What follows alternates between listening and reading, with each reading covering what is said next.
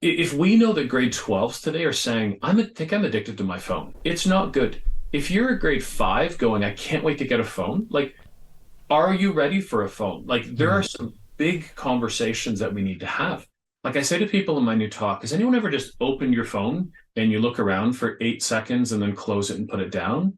And like you see the audience go like, yeah, like people of every age. And it's like, we're in trouble.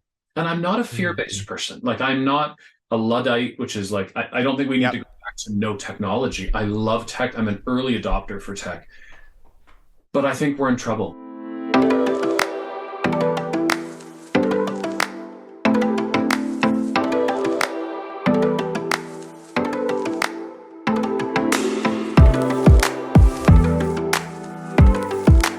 Go to testwithtruth.com to sign up, and I'll send you some great resources over the next few months.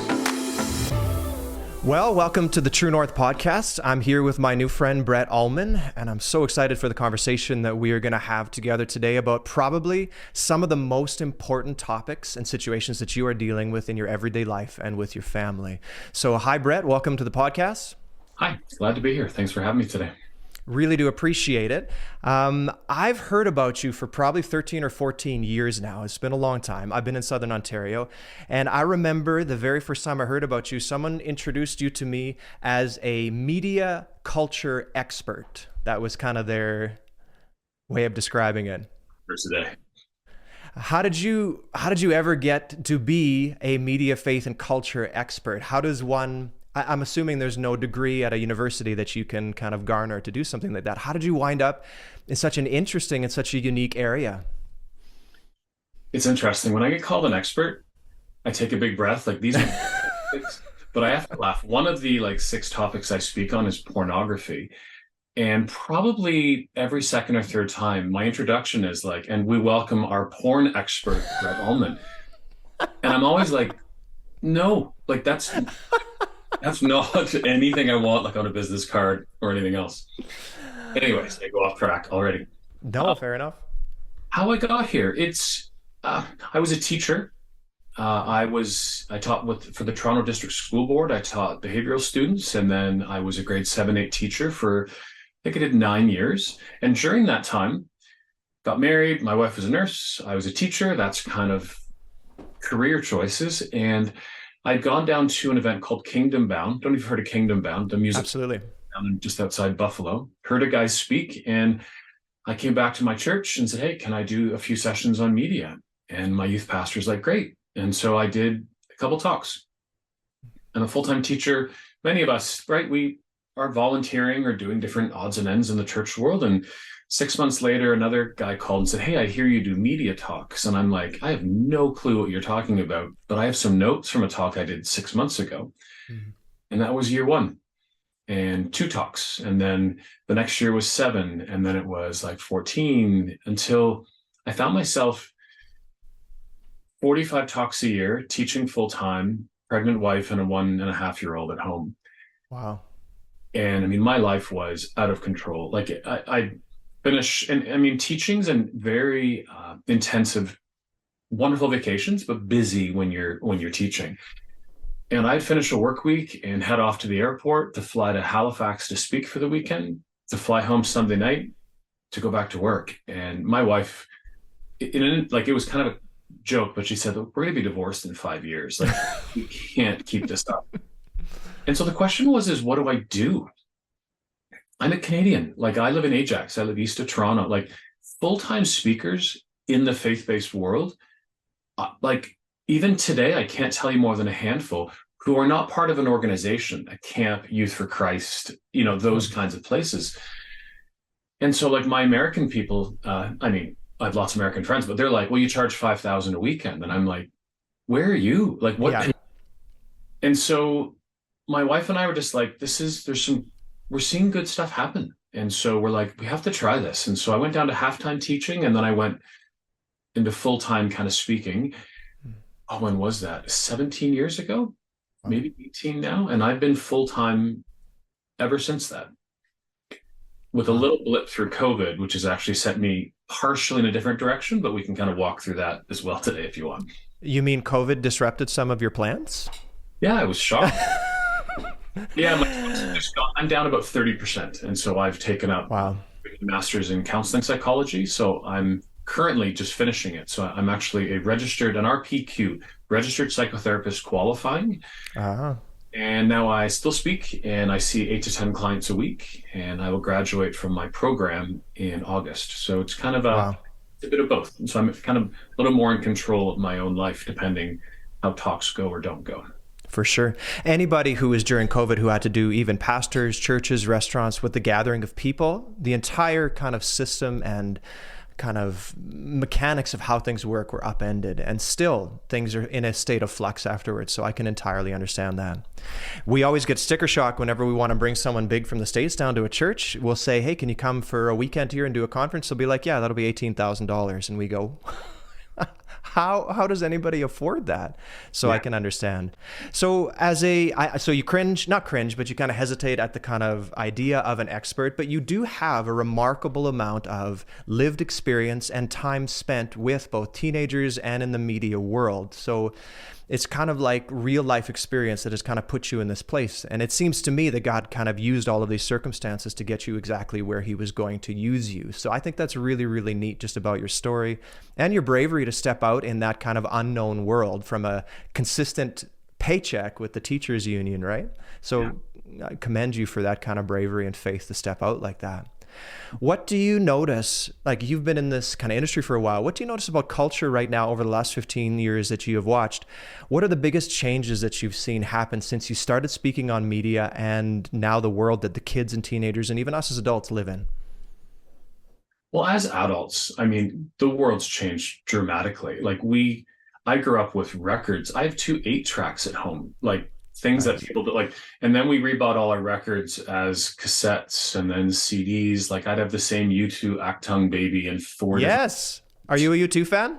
Um, Oh, I'm so glad to hear that. We're going to be the best of friends. but like Apple Music and Spotify, I just ask my Alexa to play any song in the world, and I love like Shazam is my favorite app on my phone that I can Shazam any song that I hear in a movie, on a television show, whatever, and boom, this is it. I add it to my Apple playlist, and so technology has just shifted so much. I it's the one talk I've actually done for 25 years. When I was part time speaking on media, I actually went from just a talk on media to one on media and self harm. I had a talk called "The Wounding Embrace," looking specifically at all aspects of self harm, which then many years later morphed into a talk on mental health. And that's one of my biggest. I speak on parenting, men, like how do we be better fathers, husbands, and boyfriends. I have a new talk on media called Media Navigating Everything. And I Mm-hmm. do have talks on pornography and one on sex. And the sex one is still on YouTube, but I'm not speaking it. Those conversations have shifted a bit as well. And I think we're very dysfunctional to me in the church world in that conversation. So how do we enable parents, especially, to begin to have a good conversation with their kids on that? But to go back to your original question on media, something switched in the last, as I get my prop out of my pocket, like something switched with our tech in the last couple of years. You know, our phones we call them phones. They're not a phone. We need to find the Yeah. new, like it's an everything. It's everything, every Mm-hmm. app, like everything. And so it's not just a phone that we call people on. It's a bit of all this stuff. And something shifted where we were using it and it's not affecting us, it's not controlling us. And somehow in the last few years, before COVID and then through COVID, like I say to people in my new talk, has anyone ever just opened your phone and you look around for 8 seconds and then close it and put it down? And like you see the audience go like, yeah, like people of every age. And it's like, we're in trouble. And I'm not a Mm-hmm. fear-based person. Like I'm not a Luddite, which is like, I don't think we need to Yep. go back to no technology. I love tech. I'm an early adopter for tech. But I think we're in trouble. The things that I see scare me. Like if we're looking at, there's a book called Upstream by Dan Heath. It's the idea of like, it's not pulling people out of the water. How do we find out why you're falling in the water? It's the old Mm-hmm. Desmond Tutu quote. Yeah. But like the way we're now socializing our young kids with technology will become very destructive later in life. I see parents Like I live basically on Lake Ontario and it's beautiful. And parents are with a stroller with kids like sitting with a little, in the cup holder, they have their phone with YouTube playing. And it's like, why? I see couples sitting by the water and they should be holding hands and talking and they're both just doing this. Yeah. And so we've come to a place that I think we're in trouble. And I think most people would agree. So how do we find a way to take the best of our technology, Mm. but maybe not the worst? And this is this tension that we have to somehow find a way to balance in that. Mm. It seems to me that by and large throughout church history, the church has either had one of two overreactions, right? They either over embrace or they kind of burn it at the stake. Like they have an extremity, kind of a pendulum reaction. Whereas you're right, that whole concept of tension is probably where the truth lies, somewhere in the middle. But if you're anything like me and anything like the kids that I deal with on a regular basis, finding that balance seems almost impossible. Or at least many of us feel the need to fix something because intuitively we know something's wrong, but we're not even sure where to start. How do you start to even address that? Do you try and tell kids this is bad, you shouldn't do this? Do you try and help them see it from your perspective? How would a parent kind of interact with a teenager to get them not just to hear them, but to actually heed some of the things that they're saying? I want to kind of take what you said and go back two different spaces. One is you said, do you tell them? And I say over and over to parents, we have to stop telling and start teaching. Mm. It's very different. Like you need to get off your phones a lot different than, wow, we're on our phones a lot. How can we as a family kind of, including you, how do we get better at this? How are you finding it? Like, there needs to be a conversation, not this autocratic, authoritarian, I'm the parent, you're the kid, get off your phone as I come home and spend 4 hours. Yeah. It's so true though, isn't it? Like it's so true. And to even go one step farther back from that, I have a talk on parenting.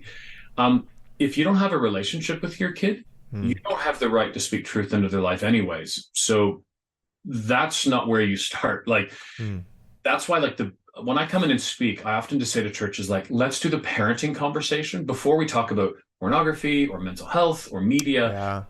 because you need to have this rich relationship from which you can then speak truth and love and faith and everything into your kids' lives. But it starts to me with that relationship. And too often with parenting, and this was the issue I found as I researched my parenting talk, almost every book was the same. It wasn't actually about parenting. It was about family discipleship. Wanting my kid to love Jesus is a good thing. I want my kids to love Jesus, but it didn't talk about parenting styles. This is what my talk does, like parenting styles. Which ones should we do? Which ones should we not do? Like, those are important things. Time, how do we spend time with our kids? What does rich communication look like? Discipline, which I think we need to swing the pendulum from punishment over to teaching.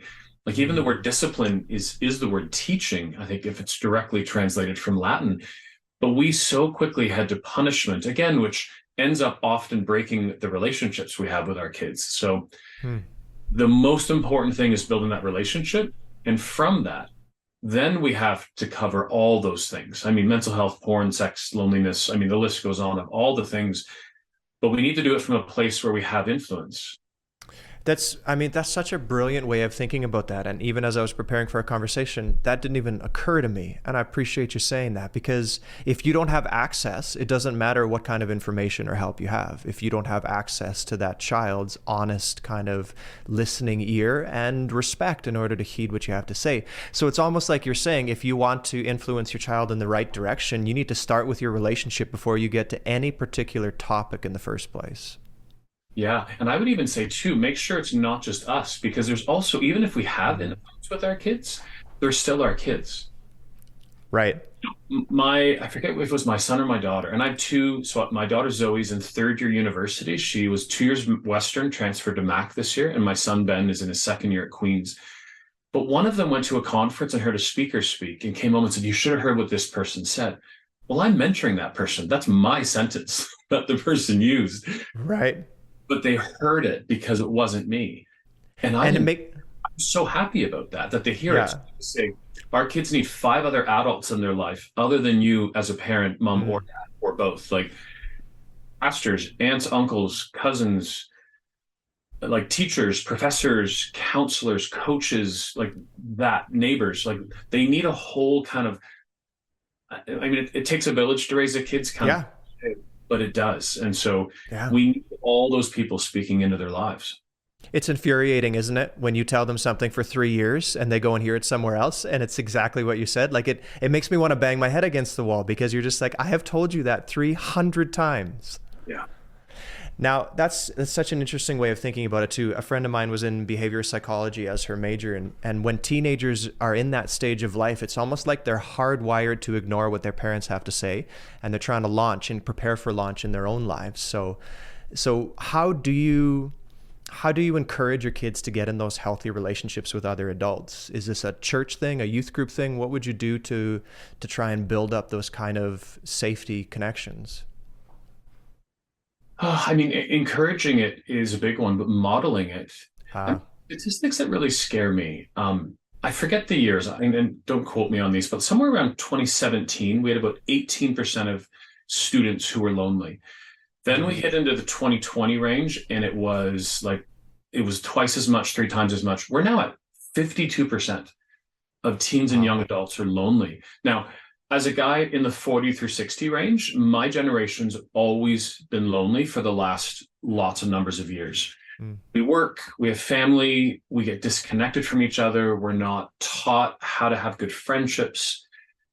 But we're in a place where we all need, and especially coming out of COVID, right? We need to Mm. be like having, face-to-face contact with people.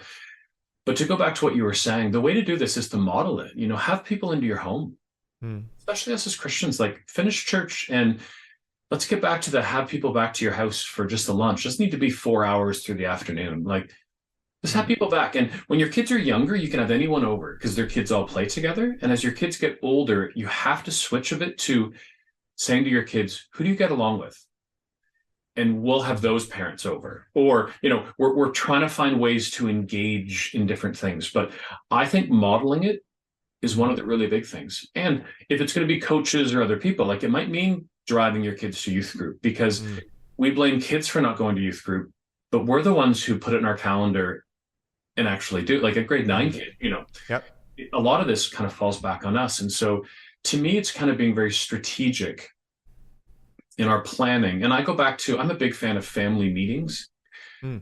I did the Aero Leadership Program. Some people might know that a number of years ago. And the guy who was running it, named Carson Pugh at the time, challenged us to have these yearly family meetings. And we've done it ever since my kids were 8, 7, I think around like that. And every August, we sit down and go, okay, we're a Christian family. What does that mean? And when they're little, we talk about, we're going to look at what we're watching or different things, but we'd pause the show and talk about it. There were shows like iCarly or some of these ones, young kids. But we'd pause it and say, oh, that's interesting what happened there. Like, it's not just we shut it off. We're having our kids engage in those conversations. And then as they get older, I'm a big fan of like a progression of parenting. Like this looks like I'm strangling a kid. I mean, more like riding a bike. Your hands are on, your hands are near, your hands are away. Mm. There has to be a progression. And that's what we're not seeing today. So like with media, you have to, when they're young, be involved. Like they're not just fully on YouTube or TikTok. Like there's a lot of really bad stuff out there. But it's equipping our kids as opposed to just not having those technologies. As they get into social media and phones, in that middle school range, how do we equip them to act online? Mm. Like digital citizenship is a big thing. This is kind of the hands are near. We're still there. We're equipping, we're talking. And then comes the high school years where, autonomy, agency, individuation, depending on whatever terminologies you like kids are desperate to have their individual life. And so we end up butting heads as parents, but it's okay. Like the goal is that by the time your kids are 18, they graduate, roughly 18, they graduate high school, they head off to college, university, the workplace, police college, like whatever it might be. But are they ready for those things? Like my daughter headed off to Western in COVID. Like my conversations to her on dating and sex and pornography and eating healthy and media consumption, like no longer is she in my house. Mm. And so it's really equipping our kids to be prepared for the future. And I think what we've done is we've been as something falls off my desk.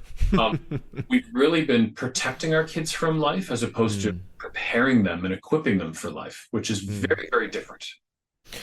That's really interesting. It's almost like a pendulum between control and freedom, right? Like when they're young, you're high control and they're low freedom, but it's almost like it has to like shift as they age. Same thing as you were saying, hands on, hands off. And then Yeah. as you go, I was talking with a homeschool mom once, and we had homeschooled for a few years. Our kids are in Christian school right now, and they've been in public school. So we've kind of experienced a little bit of everything. Mm. But I was talking to a homeschool mom once, and this relates to what you were saying. She was just saying that she had a teenager, just graduated high school, never had an issue with them whatsoever. They were like always really responsive, really responsible. Then they went off to university and the wheels came off the bus and things just fell apart. And she said something really interesting to me that I've often thought about. She said, I wish that would have happened when they were still under my roof. Mm. I wish that in high school they would have hit a brick wall. And you never hear a parent say something like that, right? But they genuinely wish that if this was going to happen, that it would happen at a stage where they still had some say, some control, and some support over it. So the danger is exactly like you're saying. If you're hands-on all the way till 18 years old and then you take it right off, who knows how that process is going to go? I'll give you a practical example of that in my wife and I's life. So I was researching this talk. I actually have put it into a massive handbook for parents as well. But this talk of progression. So my kids were grade 11 and grade 10, and my wife and I were chatting, and we're like, we have a year and a half with our daughter Zoe before she's away. And we knew she'd be away. She always was, she was saving some money up to go away. She always knew she was going to go away. And we're like, we're arguing about curfews, but a year and a half from now, like 18 months from now, she'll be away at whatever it was. She wanted to go to a school called Laurier and ended up going to Western. But we don't like, how do we get her prepared for here when we're here? And so we did something very unorthodox. We abolished curfews in our house in grade 11. Now, I've had people say to me, like, it's not a free for all in our house. It's like, it's kind of like, I don't believe in spanking, but I believe in discipline. Like, we quickly head off to these extremes. But what we just said is for a while, when one of our kids says, hey, what time? It's Friday night, we're heading out. What time we can have another conversation? Because kids aren't even going out anymore. Right. True. And that one. But I'm heading out tonight. What time do I have to be home? And we would switch our language and say, what time do you want to be home? Was it scary the first time you did it? It was. But the reality is that if you have a good kid at 9 o'clock, you have a good kid at 10, 11, 12, 1, 2. Hmm. And so, I mean, we've already equipped our kids, whether it's alcohol, drugs, sex, the list goes on of things. And so we kind of just let them, whatever time they wanted to. And then one day my daughter said, I think she said 2:30. I don't know about you, Chris. I go to bed like 10 o'clock. Yeah. I'm reading 10:15. I'm like, oh, it's not 10:30 yet. Like the Super Bowl rocked me. Like, Yeah. sorry to date the podcast, but like I was up late watching it. And then I'm like, I can't believe I'm going to bed so late. Anyways.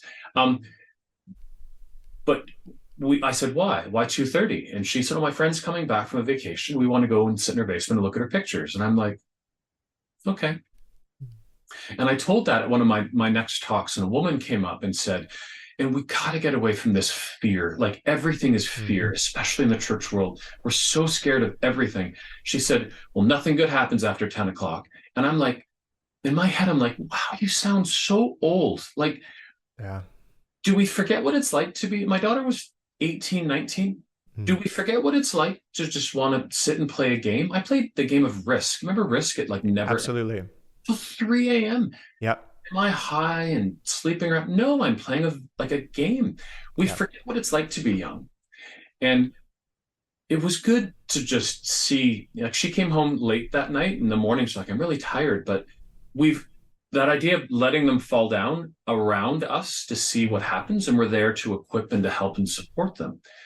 But this is just one of all kinds of things that we equip when they're younger so that they're ready, like making their own lunches or getting their licenses or having a part-time job. These are all things to equip them. And my kids are now away at university and they're doing good because their faith is not my faith. Their faith is their faith. So They don't just, and we always think kids walk away from Jesus in college, university, but the statistics don't, the statistics say it, but we blame it on the college, university. But they say, actually, if you read like the older hemorrhaging faith study, they talk Mhm. about kids walk away from Jesus in grades 4, 5, and 6. Wow. They continue in church with us because they love us, but then they head off to a school or wherever and they don't need to go to church and they don't go. So we blame it on the university, college, or whatever experience. But Mm. there's those grade 4, 5, 6 years where they're seeing a disconnect between what we say we believe and Yeah. how we live it out. Like our kids go to church, but then they come home with us and see us for the other 6.5 days of the week, and how we act and how we treat each other. Like even in relationships, if we're married, how I treat my wife affects my kids' faith. We Mm. forget these things. How I parent, how I speak to them, how I live my life. The old kind of adage, everything affects everything. It does. Like, Mm. so there's just, we need to really be strategic in how we view these things. So I love this idea of progression. And when we Mm. don't give kids progression, we see anxieties. Like there's a growing anxiety and depression amongst young people now. It is not just because of our phones. It is not just because of over parenting. It's all of these things mixed together. There's a lot of Mm. pressures. And Mm. over parenting, like the more we over function, the more our kids under function. It's one of the easiest things for parents to, like, the more we Mm. over function out of love. I'm going to do this out of love, the more our kids are not prepared to live life. And that's, it's kind of a paradox, but in it, our love's hurting our children. That would be the helicopter parent kind of mentality that emerged over the last 15 years almost, where, you know, you're trying to protect them from every possible negative experience in the hopes that they're protected from negative experiences that you may have had when you were younger. But it almost atrophies the very muscles that are necessary for them to learn to deal with adversity. Paranoid, they're all paranoid parenting styles. Helicopter, Mm. Black Hawk, there's a military helicopter Yeah. called movie Black Hawk Down, but this is where the helicopter swoops in, the parent blows everything up and then flies away. I've met a few of those. Bulldozer parenting, they're all the same though. They're paving this way for a perfect life for our kids. Mm. And in that, we're bubble wrapping our kids so much, they're not prepared to live life on their own, which is really the goal of parenting. Mm. It's so funny when this is like a secondary illustration, but I was planting a tree in my front yard and I was reading all up on it online. And one of the things they said is make sure you stake it for the first 12 months, but make sure you remove those stake and kind of tethers at 12 months, because otherwise the tree will get top heavy and it won't have the strength to withstand the wind. And it's almost like God wrote that truth into the very kind of nature around us, because it's exactly what you're saying, is that we need to find that balance. What did you say? Like between hands on, hands near, and then hands away. Yeah. Very, very cool. What I get a lot of these days is parents with adult kids, and they're like, my son's 23 and lives in the basement, and it's like, and there's a great book by Jim Burns called Doing Life with Your Adult Child. And it's in the book list. You'll put in the description later, but it's a really good book because there has to be this switch. Like there's parenting styles, right? Like there's teaching years and like discipline years, teaching years, coaching years, and then friendship years. Like, but we can't, you can't, equip a young 3-year-old baby with friendship, right? There's a bit of all that. You get these things in the church world that say, like, you're not a friend, you're a parent. And I'm like, everything's not so cut and dry. You better have a friendship with your kid. Yeah. But you also need to be teaching and then training, and then coaching is a wonderful analogy. Like I was a rep baseball coach, and I would coach I had 12 guys and one girl, and me and 3 other coaches would work with them all winter. But the day the game came in May, out would our kids head onto the field, but not me.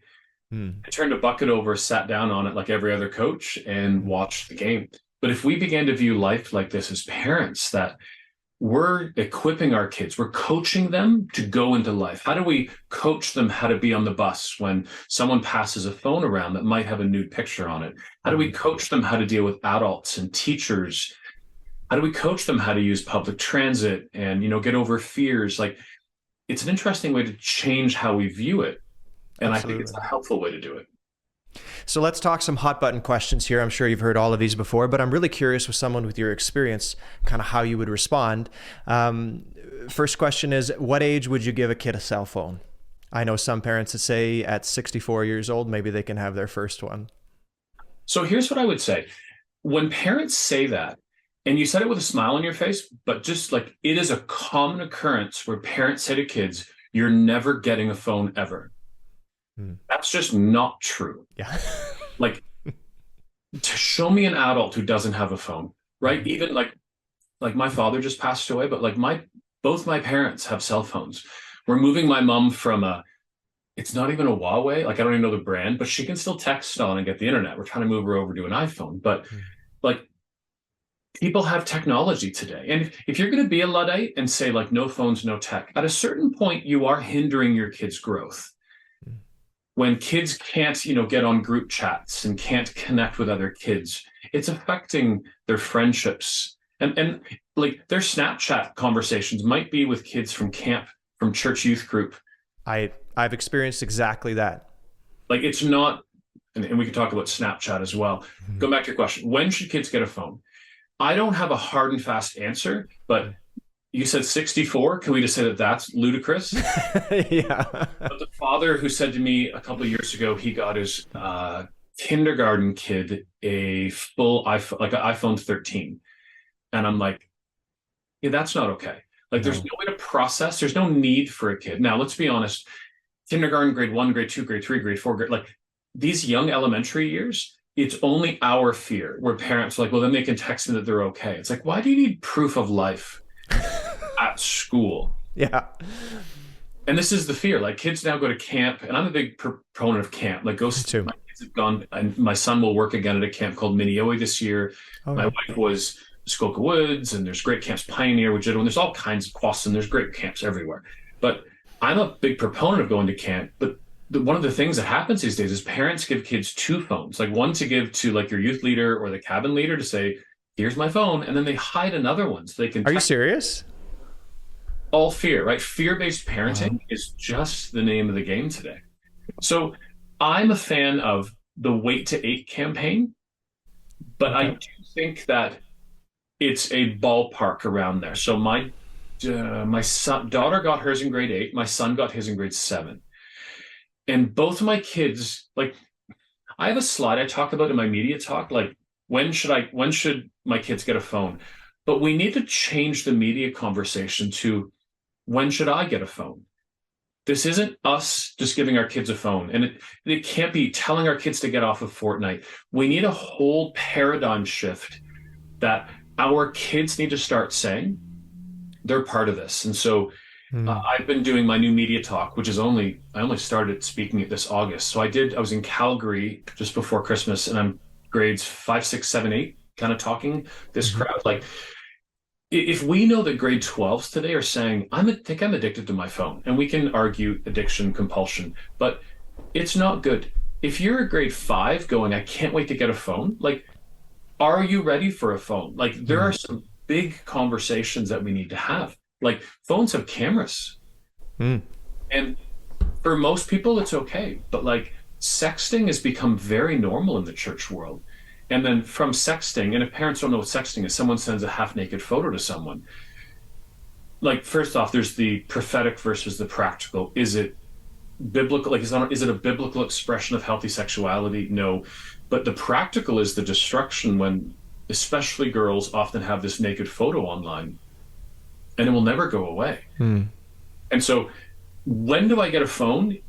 Needs to be expanded out so much. Like, first off, you're not talking about a phone. 2, has your kid had experiences with technology before?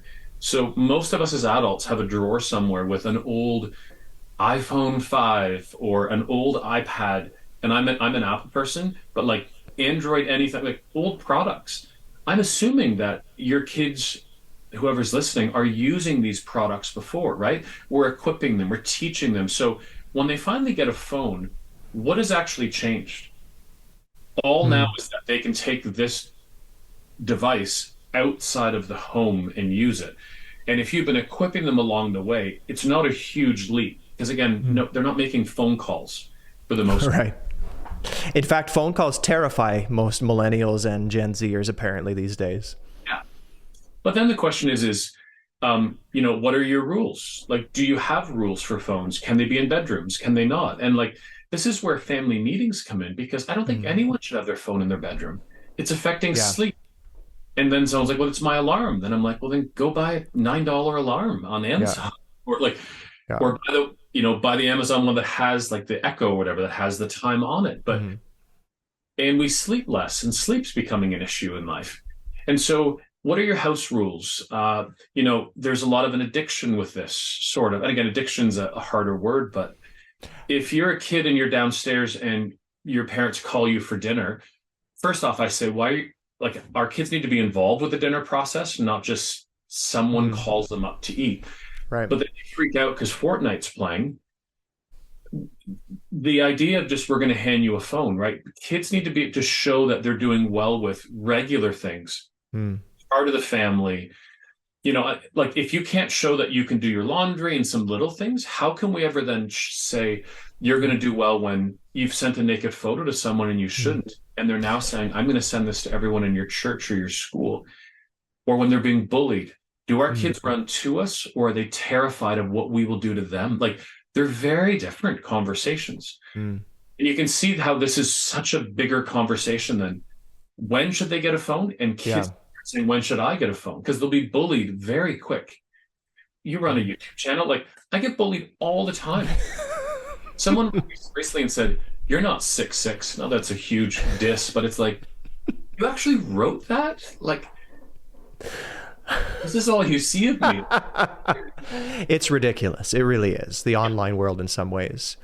Would you throttle kind of at that point? So if you're leaning into more freedom with your kid and at grade 8, grade 9, they start showing unhealthy signs in some of these areas, would you throttle back and have that conversation with them and say, hey, listen, I want to open more doors for you, but you need to show me in these areas? Would you kind of like, Yeah.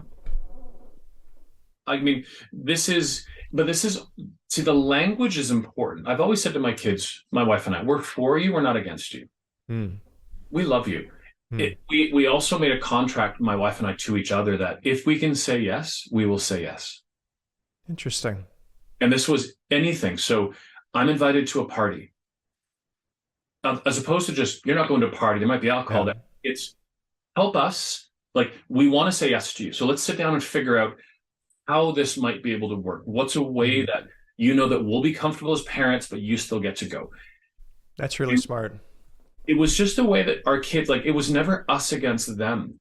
It's us against the world. Like, we Hmm. still do family vacations. My kids are 18, 19, 20. Like, we hang out together. My son's Hmm. coming home soon for reading week. Can't wait. Like, my daughter's going away with a friend. Like, we love hanging out and doing things together. And Hmm. the more you have a great relationship with your kids, the less discipline you're ever going to have. Absolutely. I should tell you, actually, your most recent trip, you went to California, didn't you? Yes. Yeah, kind of down the coast. I saw your pictures, and my wife and I told her, I says, I want to go. So we're actually going to California this year. I was so inspired by your photos with your kids there and stuff like that. It, Yeah. we should chat later. If you do it, it was the best trip I've ever had. We did San Francisco down to Pismo Beach. My kids surfed for 2 days down to LA. It was awesome. Very, very cool. Very cool. No, and I guess that conversation would transfer over really well too to the question of how much screen time, because that's got to be a question you get a lot of time. Like how much? 1 hour, 2 hour, 93 minutes? Like how do you figure that out? But almost that's an individual, if the same criteria applies, that's an individual answer depending on the kid and the age. There's two things. I actually go in a whole different direction with that. But I also think we just need to acknowledge not all screen time is equal. Hmm. So right now we're filming a Zoom call. Is this screen time? Right. Sure it is. Before this, I was working on a presentation for my master's program. After this, I'll be working on work for my clients for counseling. All of it's screen time. Hmm. Your kid creating a YouTube channel is screen time. Watching YouTube is screen time, but is one better? Like I'm like, creation is always better than just watching. Hmm. But is watching YouTube better than watching a football game, hockey game, basketball game? Like I think Fortnite is actually better than watching a football game, even though I watch football because there's hand-eye coordination. My son will have his headset on. right? There's strategy, there's conversation, whereas I'm sitting doing nothing. And so with time, I know people who do hour a day, 2 hours on weekends, but what's really hard is to delineate what is like, we live on screens these days. And so what's hard is they're doing their homework. Well, are you going to tell them they can't do their homework? Like, so you're saying entertainment, but what entertainment is and is not. So here's what we've done in our family. We use the rocks analogy. Have you ever heard this? Like the jars. Stephen Covey, maybe? Yeah, Stephen, he did that. I've heard it. I've always been trying to figure out who did it first, and I don't know. But he has it in one of his books. But so the idea is you have two, it's just a glass of water, but like if you have a big vase, someone yelled out vase at one of my talks. We were really confrontational. But you have a big vase, and in it you're going to put big rocks, smaller rocks, and sand. Sand is social media. Sand is Fortnite. Sand is football. Sand is hockey. Like sand is, it's scrolling on TikTok. It's irrelevant, even though we enjoy it. Smaller rocks is something I kind of debate a bit with myself. Is it chores? Is it hobbies? I don't know. But what the big rocks are your faith.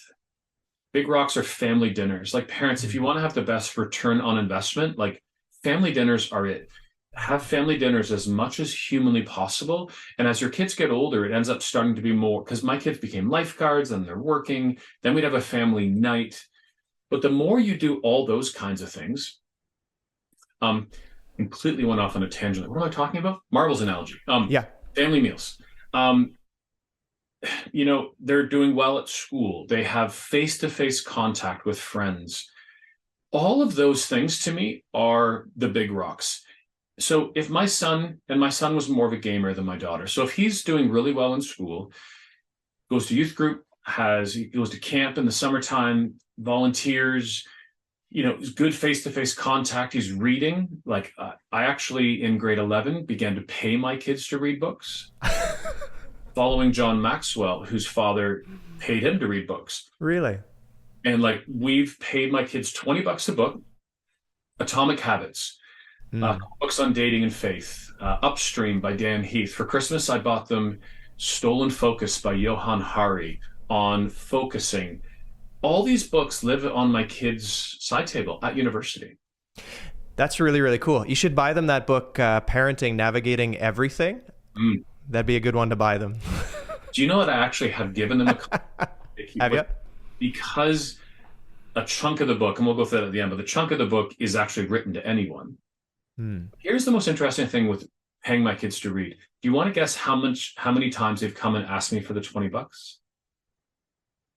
No way. Really? They've afterwards just said, this book was really good. And it's like, but anyways, my point with all this was, if they're involved with, like they have good friends, they're good kids, they're building their faith, all these things. I don't care what you do with your free time. And like, I'm always coaching and walking through that, but like, I'm a big Buffalo Bills fan. And so I'm sorry for your loss this year. Yes, thank you. But on many Sundays or Thursdays or whatever else, I would watch a football game. Now, football games are not short. And so I would need to make sure everything in my life is done. And I'm really busy right now. Like I'm speaking, I'm doing my master's, I'm counseling, I'm married, like all these other things. But I make sure everything's done so that I can do that. And if instead my kid wants to go play 4 hours of Fortnite, I'm okay with that. Some of us go watch a couple movies or other things. And so it was a different way to do it, which continually taught our kids to do what needs to be done first. And I like the way that you're framing that, though, because if they're willing to learn the fundamentals like responsibility and prioritization, which is a skill that you need for your entire life, right? If they're willing to learn those essential skills and then being analytical about the type and length of their media, really you're preparing them even better to be an adult than if you were hand-holding the whole time. But so we've never done time. Wow. I want to thank you, Brett. This has been just a fascinating conversation about, I think, some of the most singularly important issues that we are facing today, both as adults and as parents and teenagers. So thank you so much, not just for your time, but I just get the sense so much of your talks have been grounded in personal experience by thousands of interactions with people and your own struggling and wrestling through these things.